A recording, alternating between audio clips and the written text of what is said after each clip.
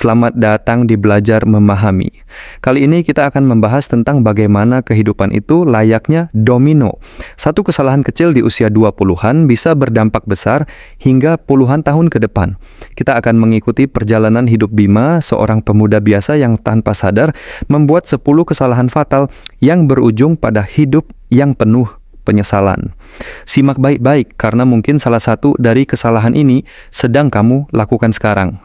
1. Minim pengalaman kerja saat kuliah, Bima lebih sering menghabiskan waktunya nongkrong, bermain game, atau scroll media sosial daripada mencari pengalaman kerja. Dia berpikir bahwa gelar sarjana sudah cukup untuk mendapatkan pekerjaan. Sayangnya, dunia kerja tidak semudah itu. Banyak perusahaan lebih memilih fresh graduate yang memiliki pengalaman magang atau freelance daripada hanya sekadar gelar.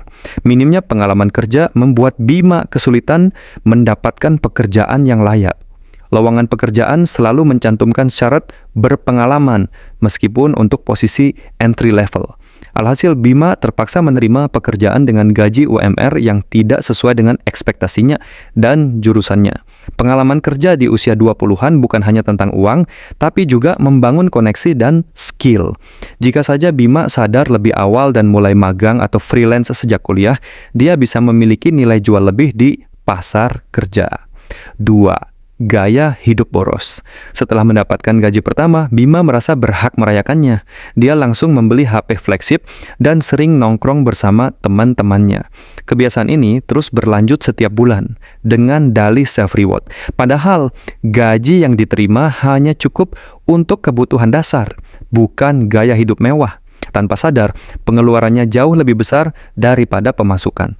Bima mulai berani mengambil cicilan barang elektronik, ikut konser, dan liburan tanpa perencanaan keuangan yang matang. Akibatnya, tabungan nol besar dan utang mulai menumpuk.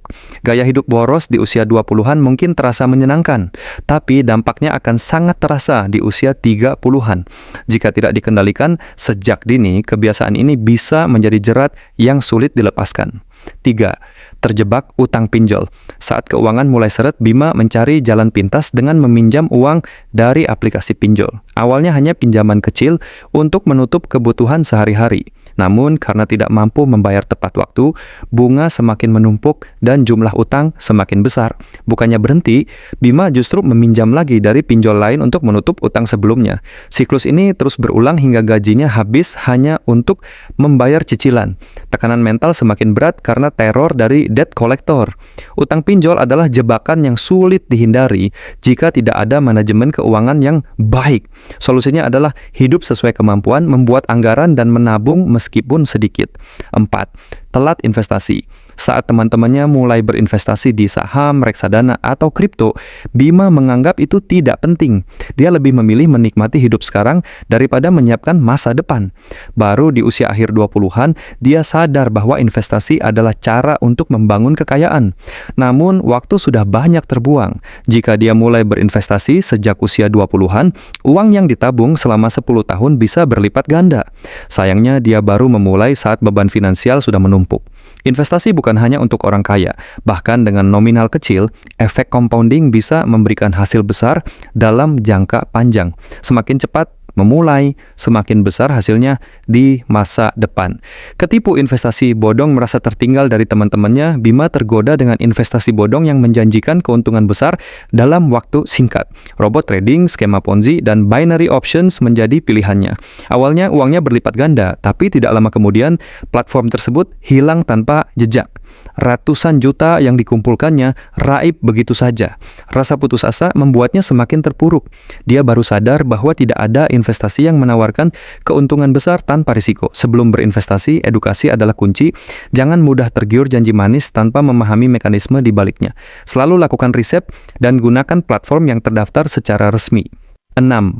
Kecanduan judi online. Untuk menutupi kerugiannya, Bima mencoba judi online dengan harapan cepat balik modal. Awalnya dia menang kecil, tapi lama-lama semakin banyak uang yang masuk ke platform tersebut. Tanpa sadar, dia sudah kecanduan. Judi online dirancang untuk membuat pemain kalah. Semakin sering bermain, semakin besar kerugiannya. Kecanduan ini tidak hanya merusak finansial, tapi juga mental. Berhenti dari judi online bukan hal mudah. Diperlukan dukungan dari keluarga, teman, dan bantuan profesional. Kesadaran adalah langkah pertama menuju pemulihan. 7. Circle pertemanan toksik Bima dikelilingi teman-teman yang suka foya-foya, berjudi, dan tidak memiliki tujuan hidup. Mereka saling mempengaruhi untuk terus bersenang-senang tanpa memikirkan masa depan. Circle pertemanan seperti ini membuat Bima sulit berubah. Setiap kali ingin memperbaiki diri, dia justru dicemooh dan dianggap sok serius. Lingkungan seperti ini hanya akan menarik seseorang semakin dalam ke dalam kebiasaan buruk. Pilihlah teman yang mendukung pertumbuhan dan memiliki visi ke depan. Lingkungan yang positif bisa menjadi katalisator perubahan. 8. Salah nikah. Di usia akhir 20-an, Bima menikah karena tekanan sosial. Dia tidak benar-benar mengenal pasangannya dan hanya terbawa suasana. Setelah menikah, masalah mulai bermunculan. Pasangannya tidak bisa mengelola keuangan dan sering bertengkar. Salah nikah adalah salah satu keputusan yang paling berat dalam hidup. Pasangan yang tidak sejalan bisa memperburuk kondisi mental dan finansial. Pernikahan harus didasarkan pada kecocokan, bukan tekanan sosial. Jangan terburu-buru hanya karena usia atau desakan lingkungan. 9. Salah beli rumah dan mobil. Setelah menikah, Bima langsung membeli rumah dan mobil dengan sistem kredit. Dia tidak memperhitungkan lokasi, biaya perawatan, dan dampak jangka panjang. Akibatnya, cicilan membebani keuangan selama puluhan tahun. Beli rumah dan mobil bukan hanya soal gengsi, tapi kebutuhan. Riset mendalam dan perencanaan keuangan sangat penting sebelum membuat keputusan besar ini. Hidup sederhana, tanpa utang, lebih membahagiakan daripada hidup mewah, tapi penuh cicilan.